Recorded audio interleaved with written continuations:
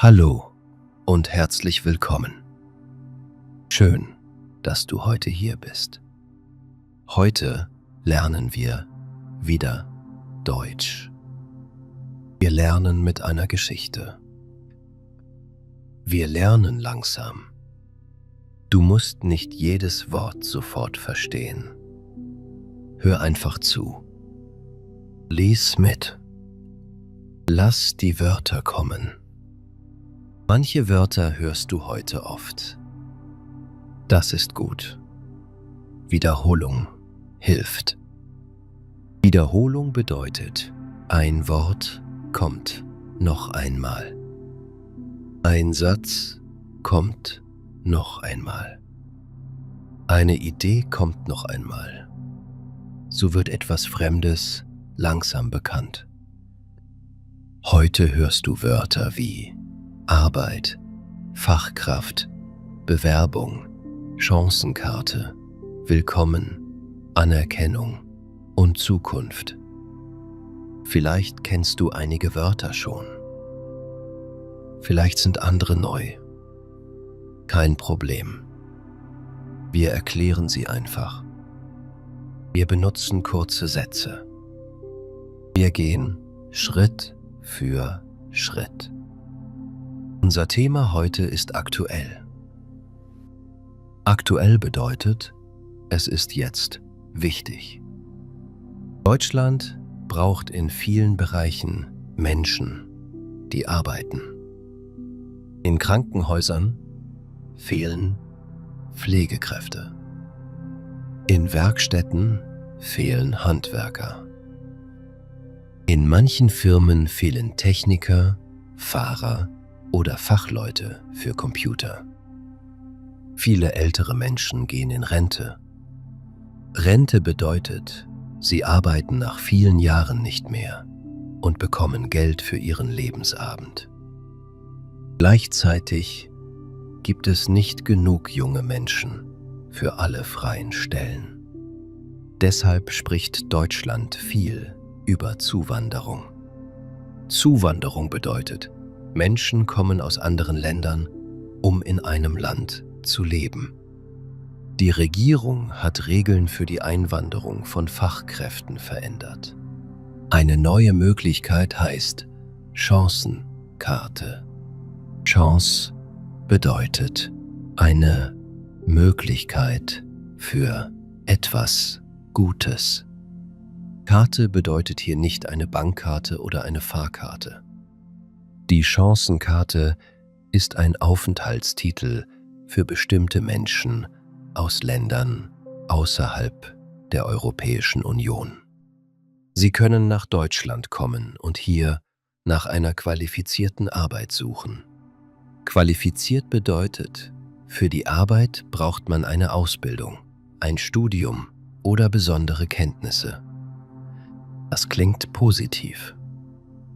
Deutschland sagt, wir brauchen euch. Wir brauchen eure Erfahrung. Wir brauchen eure Berufe. Wir brauchen eure Ideen. Aber eine große Frage bleibt: Sind ausländische Menschen wirklich willkommen? Oder sind sie nur willkommen, wenn sie schnell eine Arbeit finden, Steuern zahlen und ein Problem auf dem Arbeitsmarkt lösen? Sext, Arbeitsmarkt bedeutet der Bereich mit Arbeitsstellen, Firmen und Menschen, die Arbeit suchen. Heute suchen wir keine einfache Antwort. Manche Erfahrungen sind gut, andere sind schwierig. Ein Mensch kann in einer Firma sehr willkommen sein und sich in seiner Wohngegend trotzdem fremd fühlen. Ein Mensch kann schnell eine Stelle finden, aber lange auf einen Termin bei einer Behörde warten.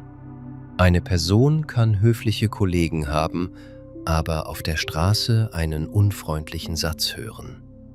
Das Leben ist nicht nur schwarz oder weiß. Wir begleiten heute eine Frau. Sie heißt Amina. Amina ist 32 Jahre alt. Sie kommt aus Tunesien. Sie hat Elektrotechnik studiert. Elektrotechnik ist ein Bereich mit Strom, Geräten, Kabeln und technischen Systemen. Amina arbeitet seit 6 Jahren in ihrem Beruf. Sie plant elektrische Anlagen für Gebäude. Anlage bedeutet hier ein technisches System. Sie spricht sehr gut Französisch, gut Englisch und ein bisschen Deutsch. Eines Abends sitzt Amina zu Hause. Sie öffnet ihren Computer. Sie liest einen Artikel über Arbeitskräfte in Deutschland. Dort sieht sie das Wort Chancenkarte. Sie hat das Wort noch nie gehört. Sie liest langsam. Dann öffnet sie eine offizielle Internetseite. Offiziell bedeutet, die Information kommt von einer Behörde oder von der Regierung. Das ist wichtig, weil es im Internet auch falsche Informationen gibt. Amina liest: Die Chancenkarte kann Menschen aus Nicht-EU-Ländern helfen, in Deutschland eine qualifizierte Arbeit zu suchen. Nicht-EU-Land bedeutet ein Land, das nicht zur Europäischen Union gehört. Es gibt verschiedene Wege. Manche Menschen haben eine Ausbildung oder einen Hochschulabschluss, der in Deutschland vollständig anerkannt ist. Anerkannt bedeutet, Deutschland sagt offiziell, dass die Qualifikation passt. Diese Menschen gelten als Fachkräfte und brauchen für die Chancenkarte kein Punktesystem. Andere Menschen haben eine Ausbildung oder ein Studium aus ihrem Heimatland, aber noch keine volle deutsche Anerkennung. Für sie gibt es ein Punktesystem. Punktesystem bedeutet, für verschiedene Dinge bekommt man Punkte. Zum Beispiel für Berufserfahrung, Sprachkenntnisse, Alter oder einen früheren Aufenthalt in Deutschland. Man braucht mindestens 6 Punkte. Zusätzlich gibt es Grundbedingungen. Man braucht eine passende Qualifikation. Man muss bestimmte Sprachkenntnisse zeigen. Und man muss beweisen, dass man das Leben in Deutschland bezahlen kann. Amina liest den Text 2-mal. Einige Wörter sind schwer. Sie schreibt sie auf: Voraussetzung, Nachweis, Lebensunterhalt, Berufserfahrung, Anerkennung. Voraussetzung bedeutet, etwas muss zuerst da sein. Nachweis bedeutet ein Dokument oder Beweis. Lebensunterhalt bedeutet Geld für Wohnung, Essen, Versicherung und andere normale Kosten. Berufserfahrung bedeutet Jahre und Kenntnisse aus der Arbeit. Sie merkt schnell, die Chancenkarte ist keine Einladung ohne Bedingungen. Man kann nicht einfach sagen, ich möchte nach Deutschland kommen. Man braucht Dokumente. Man braucht Geld. Man braucht Zeit. Vielleicht braucht man Übersetzungen. Vielleicht muss eine Stelle die Ausbildung prüfen. Amina denkt, Deutschland sucht Arbeitskräfte, aber der Weg bleibt offiziell und genau. Am nächsten Tag spricht sie mit ihrem Bruder Karim. Karim fragt: Willst du wirklich nach Deutschland? Amina sagt: Ich weiß es noch nicht. Aber die Möglichkeit ist interessant. Warum Deutschland? Es gibt viele technische Firmen. Vielleicht kann ich dort mehr lernen. Und ich möchte eine neue Erfahrung. Sprichst du genug Deutsch? Noch nicht. Ich bin ungefähr auf A1. 1 ist ein Sprachniveau. Auf A1 kann man einfache Sätze verstehen und sprechen. Man kann sich vorstellen. Man kann nach dem Weg fragen. Man kann einfache Informationen geben. Für viele Berufe reicht 1 im Alltag noch nicht. Aber Es ist ein Anfang. Karim sagt, dann lernst du weiter. Amina nickt. Ja, aber ich frage mich auch, brauchen Sie nur meine Arbeit? Oder wollen Sie wirklich, dass ich dort lebe? Karim antwortet, das weißt du erst, wenn du dort bist. Dieser Satz bleibt in Aminas Kopf. Das weißt du erst, wenn du dort bist. Ein Gesetz kann eine Tür öffnen. Aber hinter der Tür beginnt das echte Leben. Dort sind Arbeitgeber, Nachbarn, Vermieter, Kollegen, Behörden und andere Menschen. Ein Gesetz kann sagen, du darfst kommen. Aber ein Gesetz kann nicht garantieren, dass jeder Mensch freundlich ist. Amina beginnt mit der Vorbereitung. Vorbereitung bedeutet, man macht wichtige Dinge vor dem Start. Sie sammelt ihr Diplom. Diplom bedeutet das Dokument nach einem Studium. Sie sammelt Arbeitszeugnisse. Ein Arbeitszeugnis ist ein Dokument vom Arbeitgeber über die Arbeit. Sie sucht Nachweise über ihre Berufserfahrung. Sie lässt Dokumente übersetzen. Übersetzen bedeutet, einen Text in eine andere Sprache bringen. Sie prüft auch ihre Deutschkenntnisse. Für den Weg über das Punktesystem braucht man als Grundbedingung mindestens Deutsch auf 1 oder Englisch auf B2. Amina hat ein gültiges Englischzertifikat auf B2. Gültig bedeutet, das Dokument wird noch akzeptiert. Trotzdem lernt sie Deutsch weiter. Sie weiß, ein Visum und ein Arbeitsplatz sind nicht dasselbe. Ein Visum erlaubt die Einreise. Eine Sprache hilft im Alltag und bei der Arbeit. Jeden Morgen lernt Amina 20 Minuten Deutsch. Sie beginnt mit Sätzen für Bewerbungen. Bewerbung bedeutet, man schreibt einer Firma, weil man dort arbeiten möchte. Sie übt. Ich habe 6 Jahre Berufserfahrung. Ich habe Elektrotechnik studiert. Ich arbeite sorgfältig. Ich kann technische Pläne lesen. Ich lerne schnell. Ich möchte mich beruflich weiterentwickeln. Beruflich bedeutet, es geht um die Arbeit.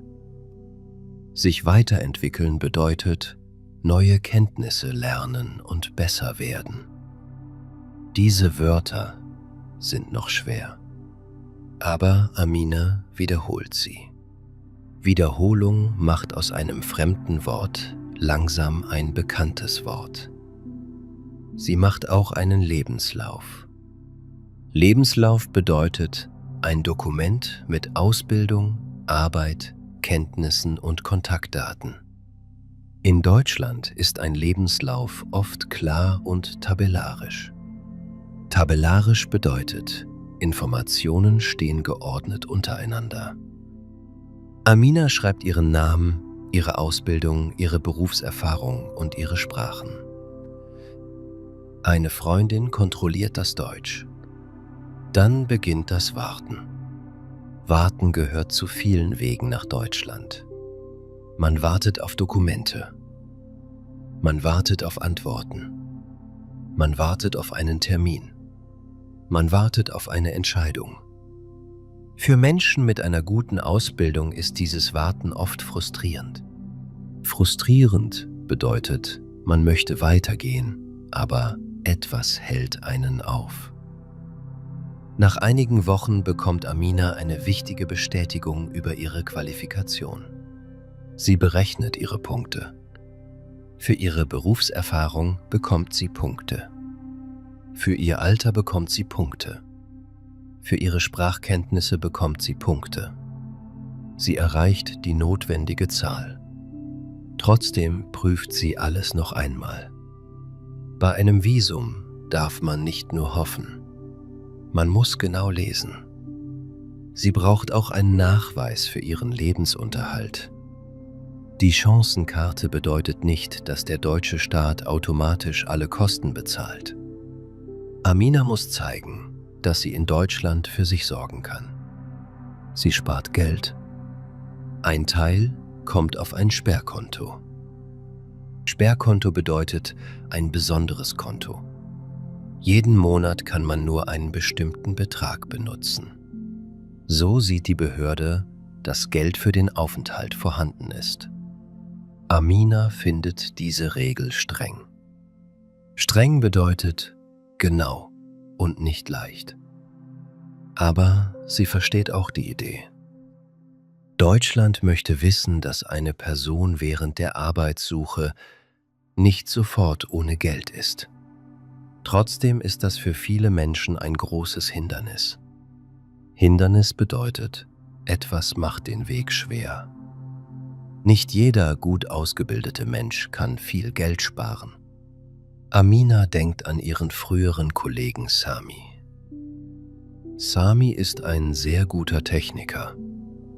Er hat viel Erfahrung, aber er unterstützt seine Eltern und seine 2 Kinder. Ein großes Sperrkonto wäre für ihn schwer. Amina merkt, eine Chance auf dem Papier ist nicht für alle Menschen gleich groß. Papier bedeutet hier eine offizielle Regel.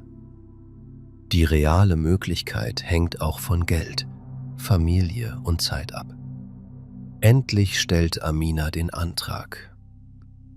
Antrag bedeutet, man bittet eine Behörde offiziell um etwas. Sie lädt Dokumente hoch. Sie füllt Formulare aus. Sie prüft Namen, Daten und Nummern. Dann hat sie noch einen persönlichen Termin. Die Mitarbeiterin stellt Fragen. Amina antwortet ruhig. Warum möchten Sie nach Deutschland? Ich möchte eine qualifizierte Arbeit im Bereich Elektrotechnik suchen. Wo möchten Sie wohnen? Zuerst bei einer Freundin in Köln. Wie finanzieren Sie Ihren Aufenthalt? Amina zeigt den Nachweis. Nach dem Termin beginnt wieder das Warten. Amina arbeitet weiter. Sie lernt Deutsch. Sie liest Stellenanzeigen. Stellenanzeige bedeutet, eine Firma schreibt, welche Arbeitskraft sie sucht. In vielen Anzeigen sieht sie Wörter wie Fachkräftemangel, internationale Bewerber, Deutschkenntnisse und Berufserfahrung. Fachkräftemangel bedeutet, es gibt zu wenige qualifizierte Menschen für bestimmte Arbeiten. Das Wort klingt nach einer großen Chance. Aber in einer Stellenanzeige stehen oft viele Wünsche. Sehr gutes Deutsch. Deutsche Berufserfahrung. Kenntnisse über deutsche Normen. Normen sind technische Regeln und Standards. Amina denkt, wie bekomme ich deutsche Berufserfahrung, wenn jede Firma schon deutsche Berufserfahrung verlangt? Dieses Problem kennen viele neue Menschen. Firmen sagen, wir brauchen internationale Fachkräfte. Gleichzeitig möchten manche Firmen Menschen, die sofort alle deutschen Regeln, Programme und Arbeitsweisen kennen. Das ist ein Widerspruch. Widerspruch bedeutet, 2 Ideen passen nicht gut zusammen. Nach 2 Monaten bekommt Amina eine positive Nachricht. Ihr Visum mit der Chancenkarte ist genehmigt. Genehmigt bedeutet offiziell erlaubt. Sie liest die E-Mail 3-mal. Dann ruft sie ihre Familie an. Ihre Mutter freut sich und macht sich gleichzeitig Sorgen. Wirst du dort allein sein? Am Anfang wohne ich bei Laila. Hast du schon Arbeit? Nein. Die Karte ist für die Arbeitssuche. Und wenn du keine Arbeit findest? Amina atmet tief. Dann muss ich neu entscheiden. Aber ich möchte es versuchen. Versuchen bedeutet, man macht etwas, obwohl das Ergebnis noch nicht sicher ist. Die Chancenkarte trägt dieses Risiko schon im Namen. Sie ist eine Chance, keine Garantie. Garantie bedeutet, ein gutes Ergebnis ist sicher.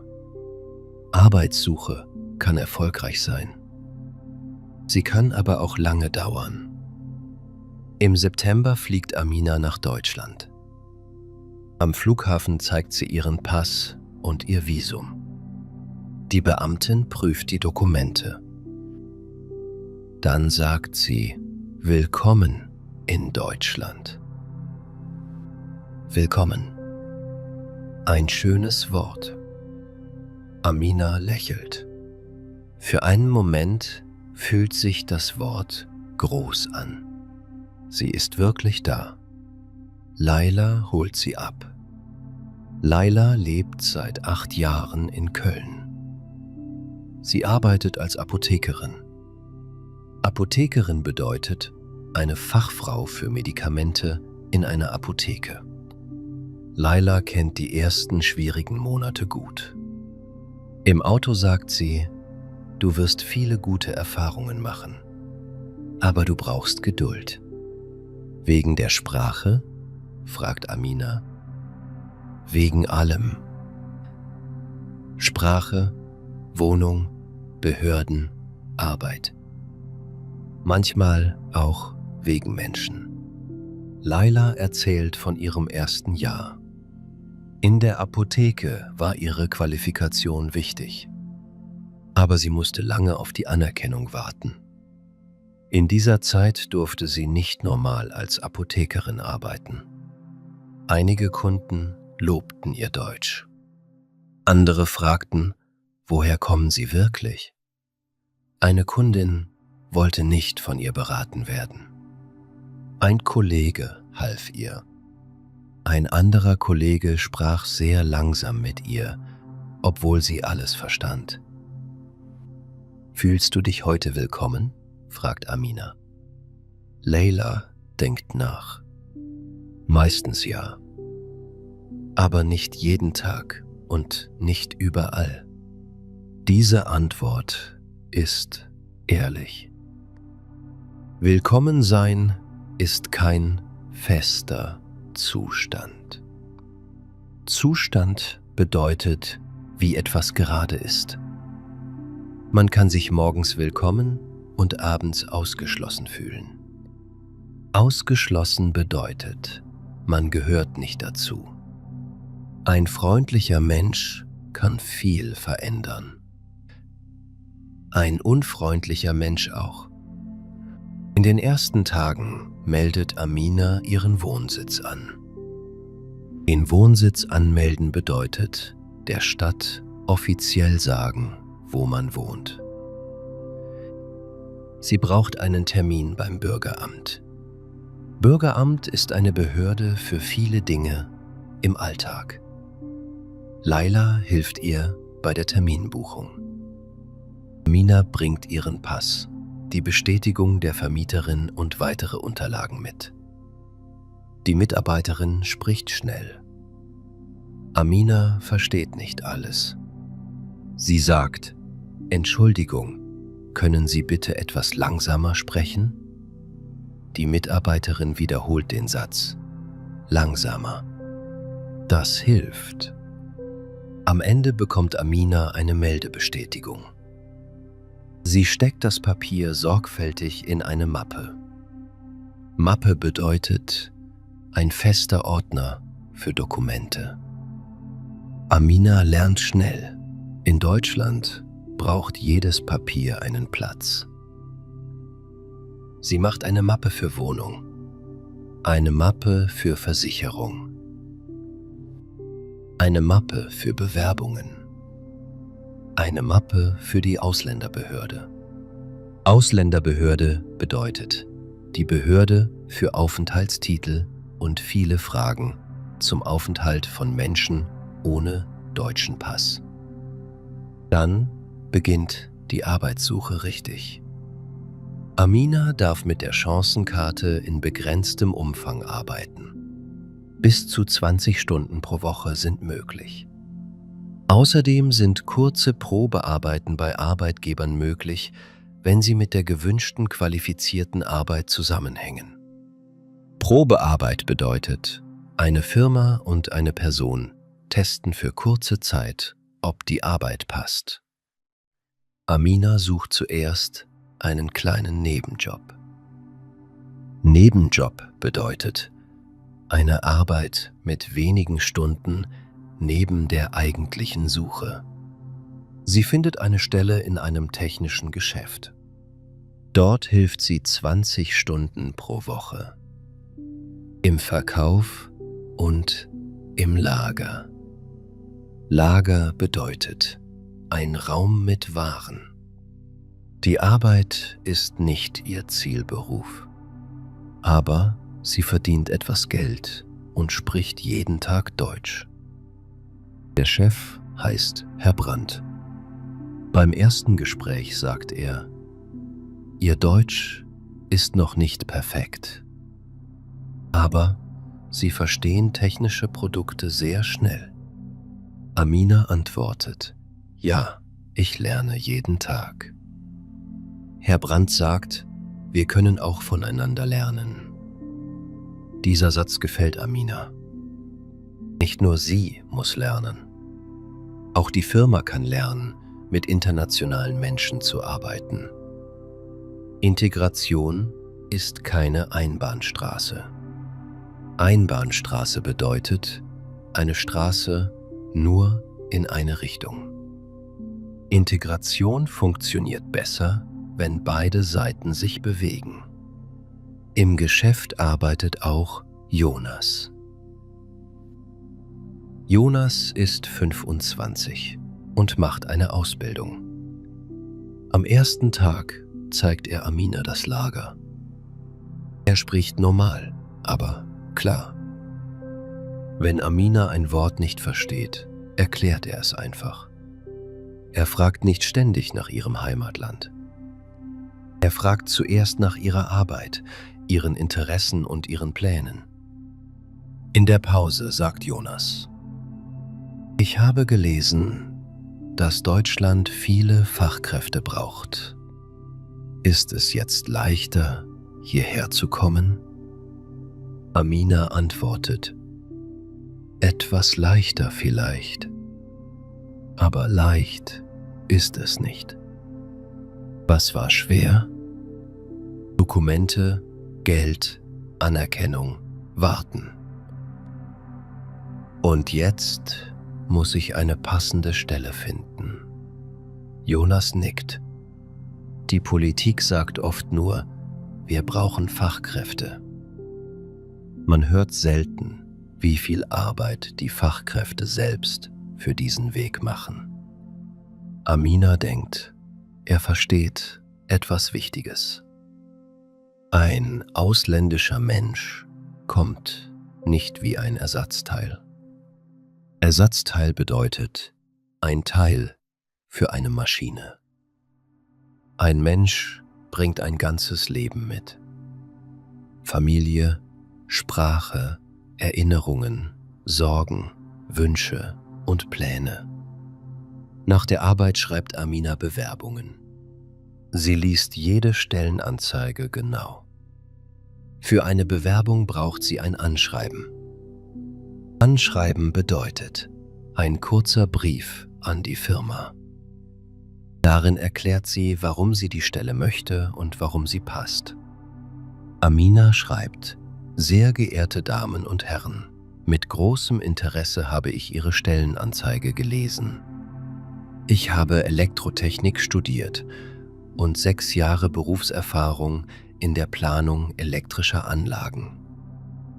Zurzeit lebe ich mit einer Chancenkarte in Deutschland. Ich suche eine qualifizierte Stelle und möchte meine Kenntnisse in Ihrem Unternehmen einbringen. Einbringen bedeutet etwas Nützliches geben. Zum Beispiel Erfahrung, Wissen oder Ideen. Sie schickt 10 Bewerbungen. 3 Firmen antworten nicht. 4 schicken eine Absage. Absage bedeutet, die Firma sagt nein. 2 Firmen möchten zuerst mehr Dokumente. Eine Firma lädt sie zu einem Gespräch ein. Einladung bedeutet, jemand bittet dich, zu kommen. Amina freut sich. Sie bereitet sich vor. Leila übt mit ihr typische Fragen. Erzählen Sie etwas über sich. Warum möchten Sie bei uns arbeiten? Was sind Ihre Stärken? Stärke bedeutet etwas, das du gut kannst. Was sind Ihre Schwächen? Schwäche bedeutet etwas, das noch nicht so gut ist. Wie gut sprechen Sie Deutsch? Amina übt ehrliche Antworten. Sie sagt nicht, mein Deutsch ist perfekt. Sie sagt, mein Deutsch ist zurzeit auf A2. Ich besuche einen Kurs und lerne jeden Tag. Im technischen Bereich verstehe ich viele Fachwörter auf Englisch und Deutsch. Fachwort bedeutet ein besonderes Wort aus einem Beruf oder Wissensbereich. Am Tag des Gesprächs fährt Amina früh los. Sie trägt eine dunkle Hose, eine Bluse und eine Jacke. Sie kommt 15 Minuten vor dem Termin an. Pünktlichkeit ist in Deutschland bei Bewerbungen wichtig. Pünktlich bedeutet genau zur richtigen Zeit. Im Gespräch sitzen 2 Personen. Frau Keller arbeitet in der Personalabteilung. Frau Keller arbeitet in der Personalabteilung. Personalabteilung bedeutet der Bereich einer Firma für Mitarbeiter und Bewerbungen. Herr Vogt leitet die technische Abteilung. Frau Keller sagt, wir suchen seit Monaten eine Person für diese Stelle. Amina denkt, das ist gut. Sie brauchen jemanden. Dann fragt Herr Vogt nach deutschen technischen Normen. Amina kennt einige, aber nicht alle. Sie erklärt, dass sie ähnliche internationale Normen kennt und bereit ist, die deutschen Regeln schnell zu lernen. Herr Vogt fragt, haben Sie schon in einem deutschen Team gearbeitet? Noch nicht in meinem Beruf, sagt Amina. Aber ich arbeite zurzeit in einem technischen Geschäft. Ich lerne dort den Arbeitsalltag und die Sprache. Frau Keller fragt, wie lange dürfen Sie mit der Chancenkarte in Deutschland bleiben? Amina erklärt, dass die erste Karte für die Arbeitssuche normalerweise bis zu 12 Monate gilt. Wenn sie ein qualifiziertes Arbeitsplatzangebot bekommt, muss sie den passenden Aufenthaltstitel für die Beschäftigung beantragen. Angebot bedeutet, eine Firma sagt offiziell, dass sie dir eine Stelle geben möchte. Die beiden hören zu. Amina merkt aber, dass die Firma noch wenig Erfahrung mit der Chancenkarte hat. Frau Keller sagt, wir müssen prüfen, was wir als Arbeitgeber machen müssen. Das ist ein wichtiges Problem. Neue Gesetze brauchen Zeit. Nicht jede Firma kennt sofort alle Regeln. Manche Arbeitgeber haben Angst vor Bürokratie. Bürokratie bedeutet viele offizielle Schritte, Formulare und Regeln. Dann wählen Sie vielleicht lieber eine Person, bei der der Aufenthalt schon klar ist. So kann eine neue Chance in der Praxis kleiner werden. Nach dem Gespräch fährt Amina nach Hause. Sie ist müde, aber zufrieden. Sie hat ruhig gesprochen. Sie hat schwierige Fragen beantwortet. Eine Woche später kommt die Absage. Die Firma schreibt, dass eine andere Person besser zum Profil passt. Profil bedeutet hier die Kombination aus Erfahrung, Kenntnissen und Eigenschaften. Amina ist enttäuscht. Sie fragt sich, war mein Deutsch zu schwach? War meine Erfahrung nicht passend? Hatte die Firma Angst vor dem Aufenthaltstitel? Sie weiß es nicht. Absagen erklären oft wenig. Das macht die Arbeitssuche schwer. Man kann nicht immer lernen, warum es nicht geklappt hat. Laila sagt, eine Absage ist keine Antwort auf deinen Wert. Wert bedeutet, wie wichtig und gut ein Mensch oder eine Sache ist. Amina weiß, dass Laila recht hat. Trotzdem tut die Absage weh. Sie hat viel vorbereitet. Sie hat eine Chance gesehen. Jetzt ist die Tür wieder zu. Aber sie schreibt weiter Bewerbungen. Im Deutschkurs lernt Amina andere Menschen mit ähnlichen Wegen kennen. Da ist Ravi aus Indien. Er arbeitet im Bereich Informationstechnik. Da ist Milena aus Serbien. Sie ist Pflegefachkraft. Da ist Paulo aus Brasilien. Er ist Mechatroniker. Mechatroniker arbeiten mit Mechanik, Elektronik und Technik. In der Pause sprechen sie über Arbeit. Ravi sagt, in Stellenanzeigen steht oft, dass Englisch reicht. Im Gespräch fragen sie dann nach sehr gutem Deutsch. Milena sagt, im Krankenhaus braucht man Deutsch. Das verstehe ich. Man muss mit Patienten sprechen. Aber manchmal sehe ich, dass mein Akzent wichtiger wird als meine Erfahrung. Akzent bedeutet, man hört an der Aussprache, dass eine Person eine andere Muttersprache hat. Paulo sagt, eine Firma hat gesagt, sie findet internationale Bewerber toll. Dann wusste niemand, wie mein Abschluss anerkannt wird. Amina fragt, fühlt ihr euch willkommen? Ravi lacht kurz. Bei manchen Firmen ja. Bei anderen fühle ich mich wie eine komplizierte Akte. Akte bedeutet eine Sammlung von Dokumenten über einen Fall oder eine Person.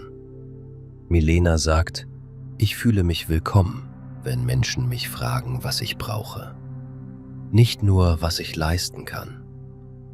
Leisten bedeutet, gute Arbeit machen oder ein Ergebnis bringen. Dieser Satz bleibt bei Amina.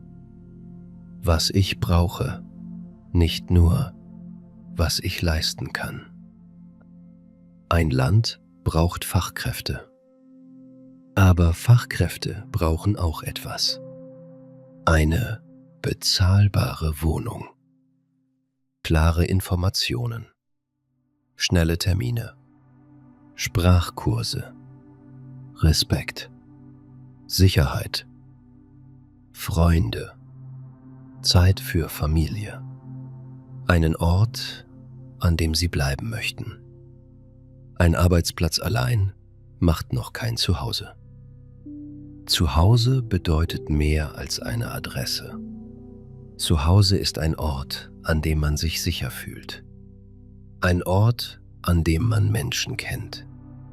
Ein Ort, an dem man nicht jeden Tag erklären muss, warum man da ist. Deutschland hat einen echten Bedarf an Arbeitskräften. Bedarf bedeutet, man braucht etwas. Der demografische Wandel verstärkt diesen Bedarf. Demografischer Wandel bedeutet, die Altersstruktur der Bevölkerung verändert sich. Viele ältere Menschen gehen in Rente, jüngere Gruppen sind kleiner. In manchen Berufen entstehen große Lücken. Menschen mit Einwanderungsgeschichte arbeiten schon heute in vielen wichtigen Bereichen. Sie arbeiten in der Pflege, in Restaurants, im Verkehr, in Werkstätten, im Bau, in Lagern, in der Reinigung und in technischen Berufen. Manche Bereiche würden ohne diese Menschen große Probleme haben. Trotzdem bedeutet wirtschaftlicher Bedarf nicht automatisch gesellschaftliche Anerkennung. Wirtschaftlich bedeutet, es geht um Arbeit, Firmen und Geld. Gesellschaftlich bedeutet, es geht um das Zusammenleben der Menschen. Ein Land kann sagen, Gott kann ein. Wir brauchen deine Arbeit. Aber ein Mensch möchte auch hören, du darfst hier eine Zukunft haben. Amina erlebt beide Seiten. Im Geschäft bedankt sich eine ältere Kundin für ihre gute Beratung. Beratung bedeutet, jemand erklärt etwas und hilft bei einer Entscheidung. Die Kundin sagt, Sie kennen sich wirklich gut aus. Amina freut sich. Die Frau sieht ihre Kompetenz. Kompetenz bedeutet Wissen und Fähigkeit. Am selben Abend fährt Amina mit der Straßenbahn nach Hause. 2 Männer sprechen laut über Ausländer. Einer sagt, dass zu viele Menschen kommen. Amina schaut aus dem Fenster. Sie weiß nicht, ob die Männer sie meinen. Aber ihr Körper wird angespannt. Angespannt bedeutet nicht entspannt, innerlich fest. Am nächsten Tag sagt ein Nachbar im Treppenhaus: Schön, dass in der Wohnung wieder jemand lebt. Herzlich willkommen. Er hilft ihr später mit einem schweren Paket. Ein anderer Nachbar grüßt nie. Menschen sind verschieden. Eine schlechte Begegnung ist nicht ganz Deutschland. Eine gute Begegnung ist auch nicht ganz Deutschland. Nach einigen Monaten bekommt Amina ein zweites Vorstellungsgespräch.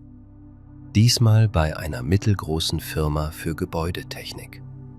Gebäudetechnik bedeutet technische Systeme in Gebäuden, zum Beispiel Strom, Heizung oder Sicherheit. Die Firma hat schon mehrere internationale Mitarbeiter. Die Chefin, Frau Neumann, beginnt das Gespräch anders. Sie sagt, wir haben Ihre Unterlagen gelesen. Ihre Erfahrung mit elektrischen Anlagen ist interessant. Einige deutsche Normen sind neu für Sie. Dafür haben wir eine Einarbeitung. Einarbeitung bedeutet, eine neue Person lernt die Aufgaben und Abläufe in der Firma. Amina fragt, wie lange dauert die Einarbeitung? Normalerweise 3 bis 6 Monate. Sie bekommen eine feste Ansprechperson. Ansprechperson bedeutet eine Person, die Fragen beantwortet und hilft. Frau Neumann fragt auch nach Aminas Aufenthaltsstatus. Aber sie klingt nicht ängstlich. Die Personalabteilung hat sich informiert. Sie weiß, dass Amina mit einem qualifizierten Angebot einen passenden Aufenthaltstitel beantragen kann, Streige. Dann sagt Frau Neumann, wir möchten Sie gern zu einer Probearbeit einladen. Dann sagt Frau Neumann, wir möchten Sie gern 2 Tage. Sie lernen das Team kennen. Wir sehen, wie Sie an eine Aufgabe herangehen. Herangehen bedeutet, wie man mit einer Aufgabe beginnt und arbeitet. Amina stimmt zu. In der folgenden Woche kommt sie für 2 Tage. Sie bekommt einen Arbeitsplatz, einen Computer und technische Pläne. Ein Kollege namens Mehmet zeigt ihr ein Projekt. Mehmet ist in Deutschland geboren. Seine Eltern kamen aus der Türkei. Er spricht Deutsch und Türkisch. Frag alles, sagt er. Am ersten Tag kennt niemand alles. Dieser Satz macht Amina ruhig. Sie arbeitet an einer kleinen Aufgabe. Sie vergleicht Pläne. Sie findet einen möglichen Fehler. Mehmet prüft ihn und sagt, guter Hinweis. Beim Mittagessen sitzen 6 Kollegen zusammen. Sie sprechen über Arbeit, Fußball, Kinder und Urlaub. Eine Kollegin fragt Amina, wie gefällt dir Köln? Nicht, wann gehst du zurück? Nicht, warum bist du hier? Einfach, wie gefällt dir Köln? Die Frage fühlt sich offen an. Amina sagt, ich mag den Rhein. Aber eine Wohnung zu finden, ist schwer. Alle lachen. Nicht über Amina. Sie lachen, weil sie das Problem kennen. Auch Deutsche finden in vielen Städten schwer eine Wohnung. Gemeinsam über ein Problem zu lachen, kann Nähe schaffen. Nach der Probearbeit bekommt Amina einen Anruf. Frau Neumann sagt, wir möchten Ihnen die Stelle anbieten. Amina setzt sich. Sie hat Angst, dass sie die Worte falsch verstanden hat. Entschuldigung, sagt sie. Meinen Sie ein festes Angebot? Wir schicken Ihnen den Vertrag und die Erklärung zum Beschäftigungsverhältnis. Arbeitsvertrag bedeutet ein offizielles Dokument über die Arbeit, das Gehalt, die Stunden und andere Bedingungen. Beschäftigungsverhältnis bedeutet die offizielle Beziehung zwischen Arbeitgeber und Arbeitnehmer. Amina bedankt sich. Nach dem Gespräch ruft sie ihre Mutter an. Ihre Mutter weint vor Freude. Amina weint auch. Die Arbeitssuche hat 5 Monate gedauert. Sie hat viele Bewerbungen geschrieben. Sie hat Absagen bekommen. Sie hat gezweifelt. Jetzt hat sie eine qualifizierte Stelle. Aber die Geschichte ist noch nicht fertig. Ein Arbeitsplatzangebot ist ein großer Schritt. Danach braucht Amina einen neuen Aufenthaltstitel für die Arbeit. Sie nimmt Kontakt mit der Ausländerbehörde auf. Sie schickt Dokumente. Wieder wartet sie auf einen Termin. Die Firma hilft mit Formularen. Frau Neumann schreibt, dass Amina bald beginnen soll. Für Amina ist diese Hilfe wichtig. Ein Arbeitgeber, der internationale Fachkräfte wirklich möchte, sagt nicht nur, komm. Er hilft auch bei den praktischen Schritten. Er erklärt Dokumente. Er plant Zeit für die Sprache. Er bietet eine Einarbeitung. Er versteht, dass ein neues Land Energie kostet. Energie bedeutet Kraft für Arbeit und Alltag. Am ersten Arbeitstag stellt Frau Neumann Amina im Team vor. Das ist Amina. Sie hat mehrere Jahre Erfahrung in der Planung elektrischer Anlagen. Sie wird an unseren Projekten für Schulen und Bürogebäude arbeiten.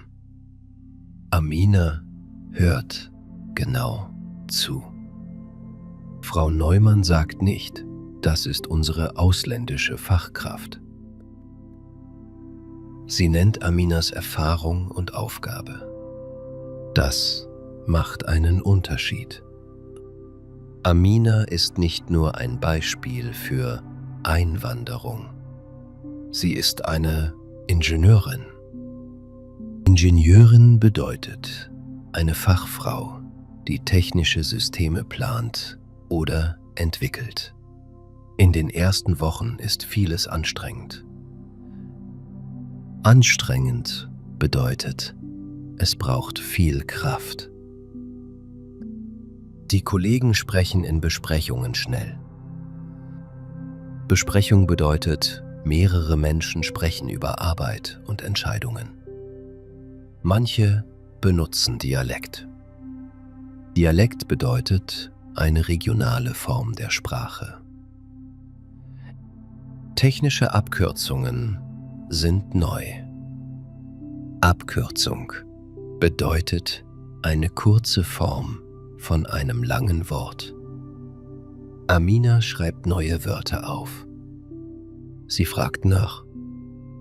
Manchmal versteht sie eine Aufgabe falsch. Dann korrigiert sie sie. Korrigieren bedeutet einen Fehler verbessern.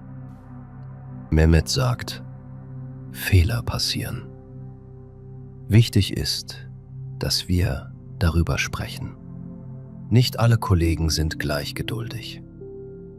Ein älterer Kollege, Herr Stein, sagt einmal, das müssen Sie aber schnell lernen. Wir haben keine Zeit für einen Sprachkurs im Büro. Amina fühlt sich klein. Später spricht sie mit Mehmet. Mehmet sagt, Herr Stein ist oft direkt. Aber der Satz war nicht hilfreich. Du kannst ihm sagen, dass du fachliche Fragen stellst, nicht nur Sprachfragen. Am nächsten Tag spricht Amina ruhig mit Herrn Stein. Ich möchte schnell lernen. Wenn ich frage, möchte ich Fehler im Projekt vermeiden. Das hilft auch dem Team. Herr Stein schaut kurz überrascht. Dann sagt er, ja, das stimmt. Fragen Sie lieber einmal mehr. Amina ist stolz. Stolz bedeutet, man freut sich über etwas, das man gut gemacht hat. Sie hat nicht geschwiegen. Sie hat auch keinen Streit begonnen. Sie hat klar erklärt, warum sie fragt. Willkommenskultur ist ein großes Wort. Es bedeutet, eine Gesellschaft oder Organisation zeigt neuen Menschen, dass sie willkommen sind. Willkommenskultur besteht aber nicht nur aus Plakaten und Internetseiten. Sie besteht aus kleinen Handlungen. Ein klarer Satz. Eine verständliche E-Mail. Eine Ansprechperson. Geduld bei einer Frage. Ein Name, der richtig ausgesprochen wird. Aussprechen bedeutet ein Wort mit dem Mund sagen. Aminas Nachname ist für manche Kollegen schwer. Frau Neumann fragt, können Sie mir bitte zeigen, wie ich Ihren Namen richtig ausspreche? Amina spricht den Namen langsam. Frau Neumann wiederholt ihn. Es ist nicht sofort perfekt, aber sie versucht es. Dieser kleine Versuch zeigt Respekt. Respekt bedeutet, man erkennt den Wert und die Rechte eines anderen Menschen. Einige Wochen später kommt ein neuer Mitarbeiter aus Chile. Er heißt Sebastian und arbeitet in der Software. Beim Mittagessen sitzt er allein. Amina setzt sich zu ihm. Sie fragt, ist heute dein erster Tag? Ja, sagt er. Mein Deutsch ist noch nicht gut. Amina lächelt. Meins war am Anfang auch sehr klein. Sie erklärt ihm, wo die Küche ist, wie die Kaffeemaschine funktioniert und wann das Team Pause macht. Plötzlich ist Amina nicht mehr nur die neue Person. Sie kann einer anderen Person helfen. Das verändert ihr Gefühl. Sie gehört schon ein bisschen dazu. Zugehören bedeutet Teil einer Gruppe sein. Aber außerhalb der Arbeit bleibt vieles schwierig. Amina sucht eine eigene Wohnung. Sie schreibt viele Vermieter an. Vermieter bedeutet die Person, die eine Wohnung vermietet. Manche antworten nicht. Einige Wohnungen sind sehr teuer. Bei einer Besichtigung sind 30 Menschen da. Besichtigung bedeutet, man schaut eine Wohnung an, bevor man sie mietet. Eine Vermieterin fragt: Haben Sie einen unbefristeten Arbeitsvertrag? Unbefristet bedeutet, der Vertrag hat kein festes Ende. Aminas Vertrag ist zuerst für ein Jahr. Die Vermieterin möchte mehr Sicherheit. Amina versteht die Sorge, aber sie fühlt sich wieder geprüft. Bei einer anderen Wohnung sagt der Makler: Ihr Name ist schwer. Kann ich Sie einfach Amy nennen? Makler bedeutet eine Person, die Wohnungen vermittelt. Amina antwortet: Ich heiße Amina. Der Name ist nicht sehr lang. Der Makler lacht. Für ihn ist es vielleicht ein Witz. Für Amina ist es mühsam. Mühsam bedeutet, es kostet Kraft und ist unangenehm. Nach 6 Wochen findet sie ein kleines Apartment. Die Vermieter sind ein älteres Paar. Sie zeigen ihr den Keller, die Mülltonnen und die Hausordnung. Herr Weber sagt: Wenn Sie Fragen haben, klingeln Sie einfach. Am Einzugstag trägt Frau Weber eine kleine Pflanze hoch. Für die neue Wohnung, sagt sie. Amina stellt die Pflanze ans Fenster. Sie denkt an das Wort Willkommen. Manchmal ist Willkommen ein Satz am Flughafen. Manchmal ist es eine Pflanze von einer Nachbarin. An einem Sonntag lädt das Ehepaar Weber Amina zum Kaffee ein. Sie sprechen über Tunesien, aber auch über Deutschland, Arbeit und das Haus. Herr Weber fragt: Glauben Sie, dass Deutschland genug für Fachkräfte aus dem Ausland tut? Amina denkt nach. Deutschland hat neue Wege gemacht. Das ist gut. Aber der Weg nach der Einreise ist auch wichtig. Was meinen Sie? Termine, Wohnungen, Sprache, Anerkennung. Und die Frage, ob Menschen bleiben wollen. Frau Weber sagt: In den Nachrichten hört man oft nur, dass Arbeitskräfte fehlen. Amina antwortet: Aber Menschen kommen nicht nur mit Händen und einem Lebenslauf. Sie kommen mit einem ganzen Leben. Ein ganzer Mensch ist mehr als seine Produktivität. Produktivität bedeutet, wie viel Arbeit oder Ergebnis jemand schafft. Ein Mensch ist auch krank, müde, verliebt, traurig, neugierig oder einsam. Einwanderungspolitik kann Menschen als Fachkräfte beschreiben. Das ist logisch, weil es um Arbeit geht. Aber das Zusammenleben muss Menschen als Menschen sehen. In einer Demokratie gibt es verschiedene Meinungen.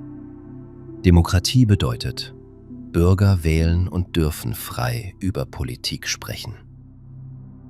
Manche Menschen sagen, Deutschland braucht mehr Einwanderung, sonst fehlen Arbeitskräfte und wichtige Dienstleistungen. Dienstleistung bedeutet Arbeit für andere, zum Beispiel Pflege, Transport oder Beratung. Andere Menschen sorgen sich um Wohnungen, Schulen, Behörden oder kulturelle Veränderungen. Sorge bedeutet Angst oder Unsicherheit wegen der Zukunft. Diese Fragen dürfen besprochen werden. Aber die Sprache ist wichtig. Wenn Menschen nur als Problem oder nur als Werkzeug beschrieben werden, geht Respekt verloren. Werkzeug bedeutet eigentlich ein Hammer, ein Schraubenzieher oder ein anderes Gerät für Arbeit. Ein Mensch darf kein Werkzeug der Wirtschaft sein. Wirtschaft bedeutet Firmen, Arbeit, Produktion und Geld. Auch das Wort Fachkraft kann positiv und eng sein. Positiv ist, es erkennt Ausbildung und Wissen an. Eng ist, was ist mit dem Menschen, wenn er seinen Arbeitsplatz verliert? Ist er dann weniger willkommen? Was ist mit Familienmitgliedern, Kindern oder älteren Eltern? Was ist mit Menschen, die noch keine deutsche Anerkennung haben? Amina diskutiert darüber im Deutschkurs. Der Lehrer schreibt 2 Sätze an die Tafel. Deutschland braucht ausländische Fachkräfte. Ausländische Fachkräfte brauchen ein gutes Leben in Deutschland. Die Klasse liest beide Sätze. Der Lehrer fragt, was gehört zu einem guten Leben? Ravi sagt, eine sichere Arbeit. Milena sagt, Respekt. Paulo sagt, eine Wohnung. Eine Frau aus der Ukraine sagt, Freunde und Familie. Ein Mann aus Ghana sagt, die Möglichkeit, auch ohne Angst, Fehler zu machen. Amina sagt, das Gefühl, dass man nicht nur bleiben darf, solange man perfekt funktioniert. Funktionieren bedeutet, eine Maschine oder ein System arbeitet richtig. Menschen funktionieren aber nicht immer. Jeder Mensch hat schwere Tage. Jeder Mensch kann krank werden. Jeder Mensch braucht Unterstützung. Ein modernes Einwanderungsland muss deshalb mehrere Fragen beantworten. Wie kommen qualifizierte Menschen ins Land? Wie finden sie Arbeit? Wie lernen sie Deutsch? Wie werden ihre Abschlüsse anerkannt? Wie finden sie Wohnungen? Wie fühlen sie sich sicher? Wie können sie langfristig bleiben? Langfristig bedeutet für viele Jahre. Die Chancenkarte beantwortet vor allem die erste Frage. Wie kann eine qualifizierte Person ohne festen Arbeitsvertrag nach Deutschland kommen und vor Ort eine Stelle suchen? Das ist eine wichtige Veränderung. Früher brauchten viele Menschen schon vor der Einreise ein konkretes Arbeitsplatzangebot. Jetzt können bestimmte Bewerber zuerst kommen und hier suchen. Aber die Chancenkarte ist keine Lösung für alle Probleme. Sie schafft keinen günstigen Wohnraum. Sie macht Termine bei Behörden nicht automatisch schneller. Sie verhindert keine Diskriminierung. Diskriminierung bedeutet, ein Mensch wird wegen Herkunft, Hautfarbe, Religion, Geschlecht oder anderer Eigenschaften schlechter behandelt. Sie ersetzt auch keine Sprachkurse und keine gute Einarbeitung. Ein Aufenthaltstitel öffnet die rechtliche Tür. Rechtlich bedeutet nach dem Gesetz. Danach braucht man soziale und praktische Türen. Sozial bedeutet das Zusammenleben und die Beziehungen zwischen Menschen. Amina bemerkt, dass ihr Arbeitsplatz viele dieser Türen öffnet. Durch die Arbeit lernt sie Menschen kennen. Sie versteht mehr deutsche Wörter.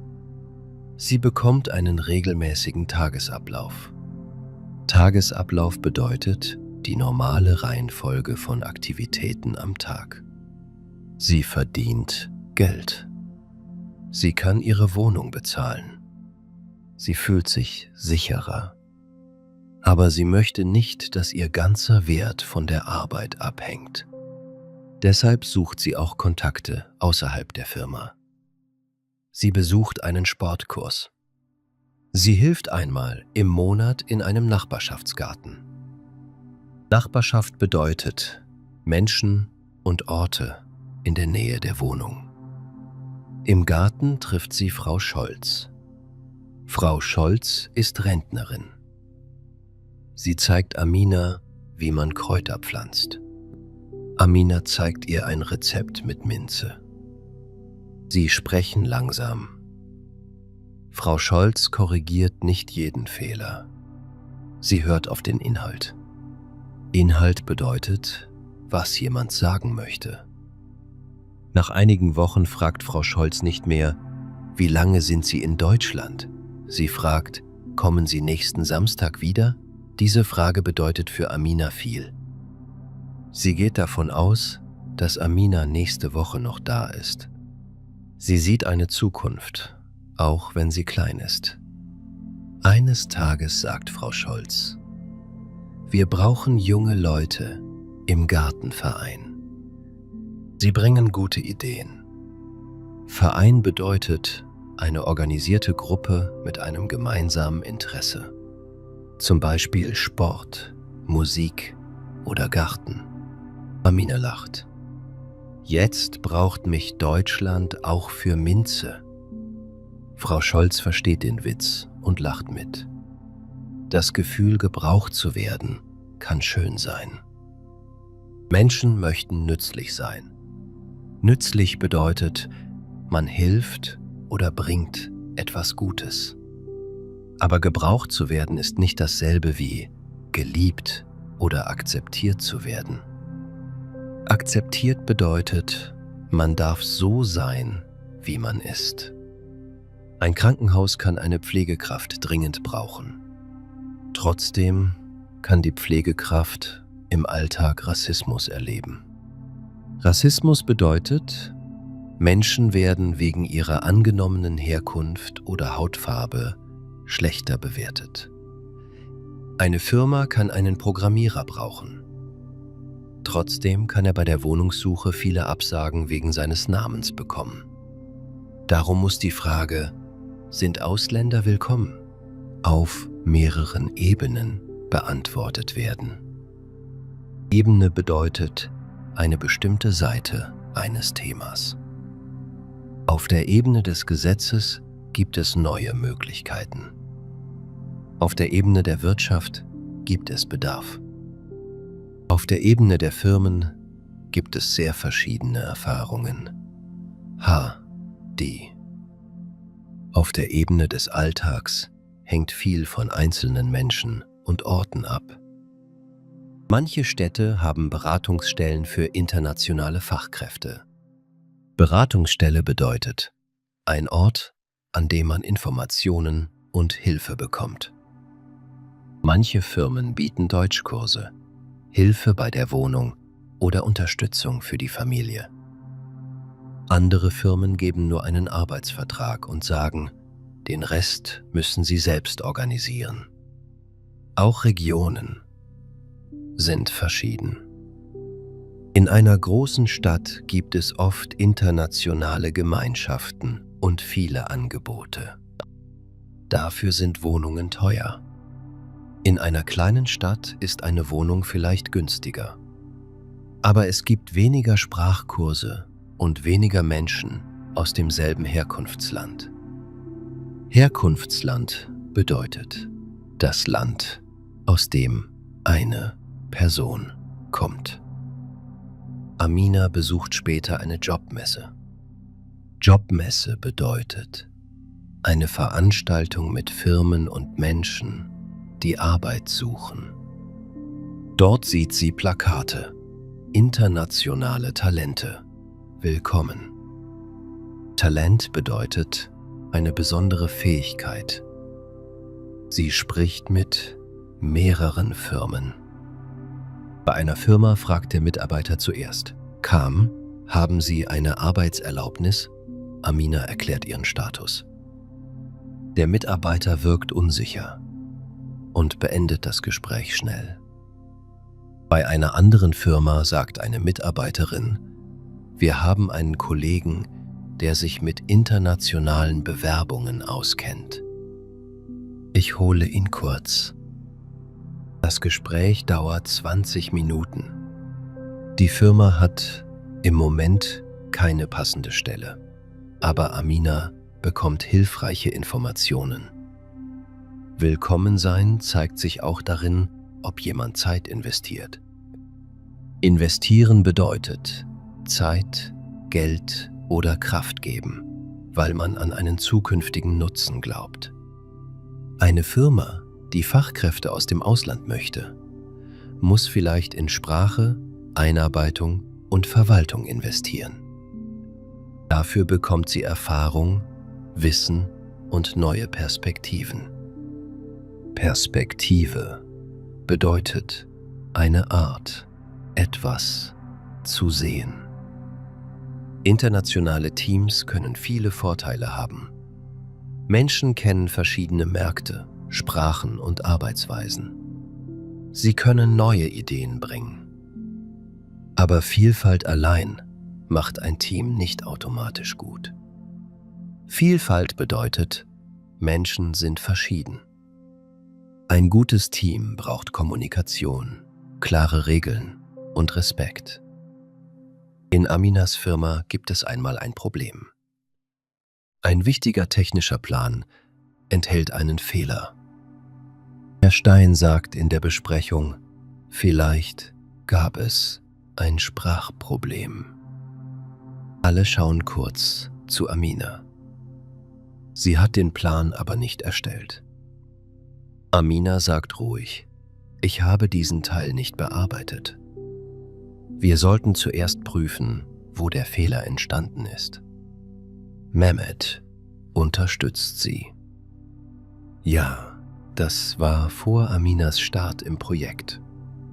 Herr Stein entschuldigt sich später. Das war vorschnell.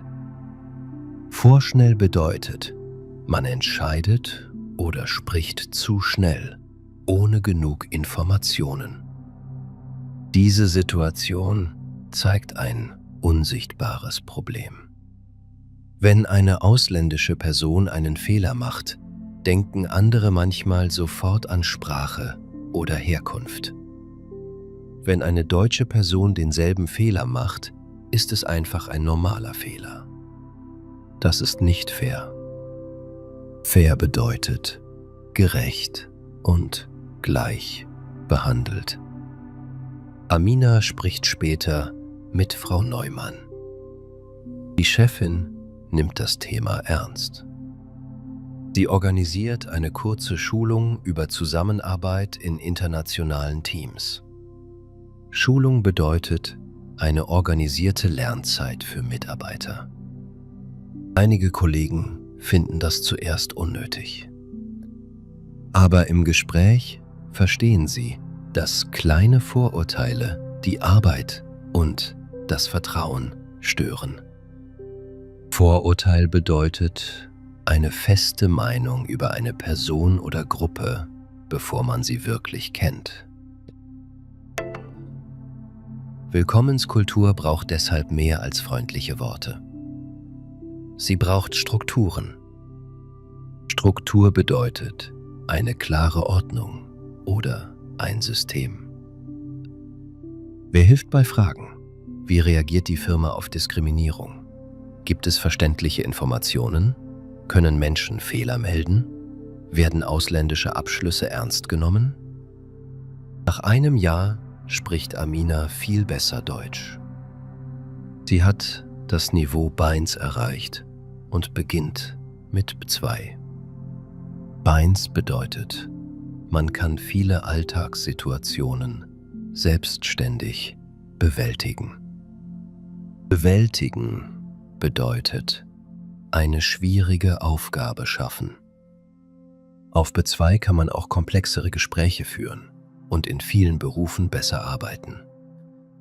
Amina präsentiert zum ersten Mal ein kleines Projekt auf Deutsch.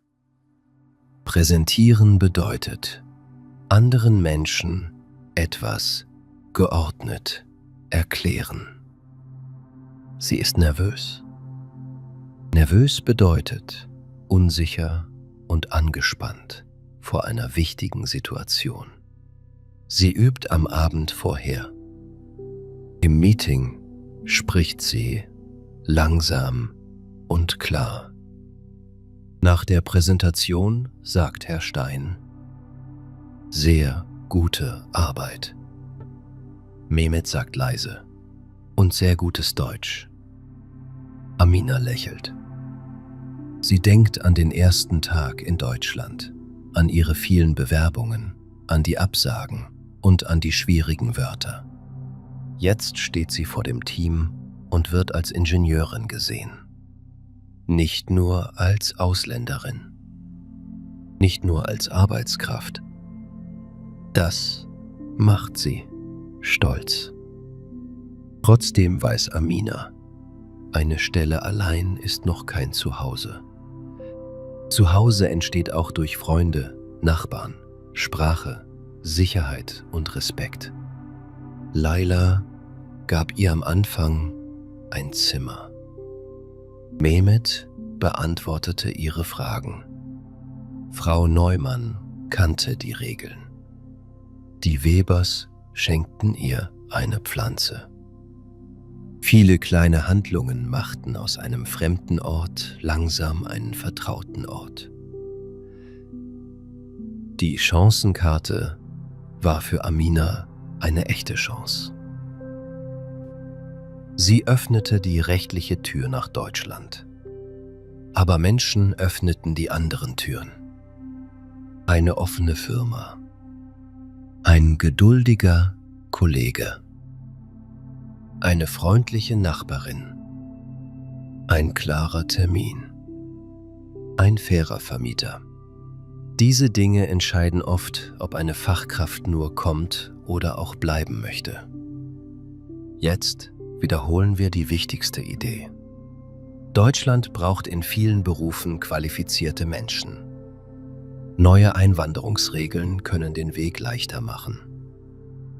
Aber ein Mensch kommt nicht nur mit einem Diplom und einem Lebenslauf. Er kommt mit einer Familie, einer Sprache, Erinnerungen, Sorgen und Hoffnungen. Darum sollte die Frage nicht nur lauten: Was kannst du für Deutschland arbeiten? Eine zweite Frage ist genauso wichtig: Was brauchst du, um hier gut zu leben? Und eine dritte Frage lautet: Wie können wir gemeinsam eine Zukunft bauen? Danke, dass du heute zugehört hast. Du musst nicht jedes Wort behalten. Nimm nur einen Satz mit. Ein echtes Willkommen beginnt vielleicht mit Arbeit, aber es darf dort nicht enden. Willkommen bedeutet, deine Kenntnisse sind wichtig. Deine Arbeit ist wichtig, aber auch du als ganzer Mensch bist wichtig. Vielleicht hörst du diese Geschichte später noch einmal. Dann erkennst du mehr Wörter. Vielleicht denkst du auch über deine eigene Erfahrung nach. Fühlst du dich willkommen? Was hilft dir? Was fehlt dir? Deine Antwort ist wichtig.